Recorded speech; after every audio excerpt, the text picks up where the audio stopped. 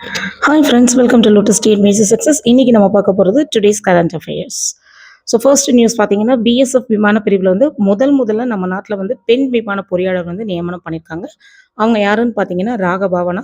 Last 50 இயர்ஸில் இவங்க தான் ஃபர்ஸ்ட். செகண்ட் பார்த்தீங்கன்னா, தற்காலிக நீதிபதி நியமனம். அதாவது நம்ம நாட்டில் வந்து 18 லட்சத்துக்கு மேலான குற்றவியல் வழக்குகள் வந்து நிலுவையில் இருக்குது.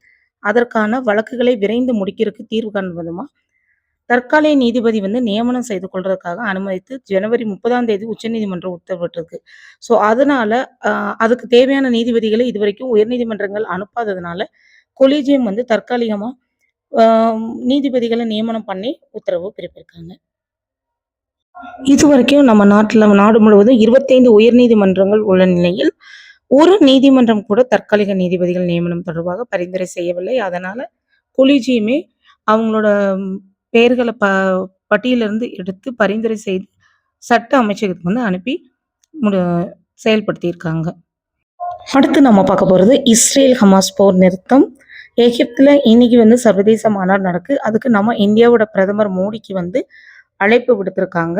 ஸோ நம்ம பிரதமர் சார்பாக யார் வந்து அதில பார்ட்டிசிபேட் பண்ண போறாங்கன்னு பார்த்தீங்கன்னா, மத்திய வெளியுறவுத்துறை இணையமைச்சர் கீர்த்திவர் தன்சிங் அப்படிங்கிறவர் வந்து பங்கேற்க உள்ளதா சொல்லியிருக்காங்க.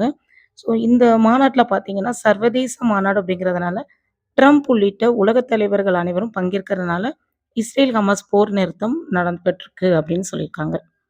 அடுத்து நம்ம பார்க்க போறது எக்ஸ்கவேஷன்ஸ். இந்த எக்ஸ்கவேஷன்ஸ் எங்க நடந்திருக்கு அப்படின்னு பார்த்தீங்கன்னா, திருமலாபுரம் எக்ஸ்கவேஷன்ஸ். ஸோ இது எந்த டிஸ்ட்ரிக்ட்ல இருக்கு அப்படின்னு பார்த்தீங்கன்னா, தென்காசி மாவட்டத்தில இருக்குது. இதனோட இதில என்ன கண்டுபிடிச்சிருக்காங்க அப்படின்னு பார்த்தீங்கன்னா, இரும்பு கால கல்ச்சர். அதாவது இரும்பு காலத்தோட அந்த ஆதிச்சநல்லூரோட ஒத்து போற மாரி இருக்குது அப்படின்னு சொல்றாங்க. இதுல வந்து கிடைத்த பொருள்கள அகழாய்வு செய்து பார்த்ததுல, இது அதாவது 3 மில்லியன் ஆண்டுகளுக்கு முன்னது, அதாவது கிமுக்கு முன்னாடி உள்ளது இந்த நாகரிகம் அப்படின்னு சொல்லி கண்டுபிடிச்சிருக்காங்க. மேலும் இதுல பார்த்தீங்க அப்படின்னா, ஆம் ஆ முதுமக்கள் தாழின்னு சொல்லுவாங்க இல்லைங்களா? பானையில வச்சு புதைக்கிறது. ஸோ அந்த மெத்தட்ல அவங்க வந்து பரியல்ஸ் வந்து நடந்திருக்கு. அதுல வந்து பார்த்தீங்க அப்டின்னா, அந்த அந்த பானையில வந்து அவங்க அ ரெட் பெயிண்டட் ஃபோர்ட், அதாவது சிகப்பு கலர், கருப்பு கலர் வண்ண பானைகள்ல வந்து வெள்ள கலர்ல பெயிண்ட் வச்சு அவங்க வந்து என்ன பண்ணியிருக்காங்க அப்டின்னா, அந்த மனிதனோட உருவம், மலைகள், மான் இது போன்றவற்றை வரைந்து அது உள்ள வந்து அந்த மக்களை வைத்து அடக்கம் பண்ணியிருக்கிறதா பார்த்துருக்காங்க. அதுக்கடுத்து இதுல வந்து இந்த அகழாய்வுல வந்து என்ன கிடைச்சிருக்கு அப்படின்னு பார்த்தீங்கன்னா, ஆ மொத்தம் 78 பொருட்கள் வந்து கிடைச்சிருக்கு. அதுல எலும்பு, தங்கம், வெண்கலம், இரும்பு போன்றவை நெறைய கிடைத்துள்ளது நமக்கு. மேலும் இதுல பார்த்தீங்க அப்படின்னா, அ இடுக்கி, வாள், அதுக்கப்புறம் வந்து அ தங்க மோதிரம், அதுக்கப்புறம் கோடாரி இது போன்ற நெறைய பொருட்கள் வந்து கிடைச்சிருக்குது அப்படின்னு சொல்லியிருக்காங்க. ஸோ இத வந்து ஆதிச்சநல்லூர் சிவகலைக்கு முன்னாடியே இந்த நாகரிகம் வந்து இருந்திருக்கு. திருமலாபுரம் நாகரிகம் வந்து ஆதிச்சநல்லூருக்கும், சிவகலைக்கும் முன்னாடியே, ஏன்னா ஆதிச்சநல்லூர் பார்த்தீங்கன்னா, 3345 பிசி நமக்கு சொல்லுவாங்க. சிவகலை வந்து 2513ன்னு சொல்லுவாங்க.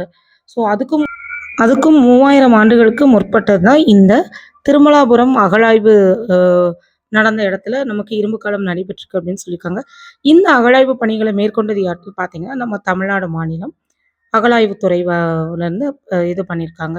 இந்த அகழாய்வு கடந்த ஆண்டு ஆரம்பிக்கப்பட்டது. இந்த வீடியோ உங்களுக்கு பிடிச்சிருந்தா லைக் பண்ணுங்க, ஷேர் பண்ணுங்க, சப்ஸ்கிரைப் பண்ணுங்க. உங்க ஃப்ரெண்ட்ஸ்க்குலாம் ஷேர் பண்ணுங்க. Thank you.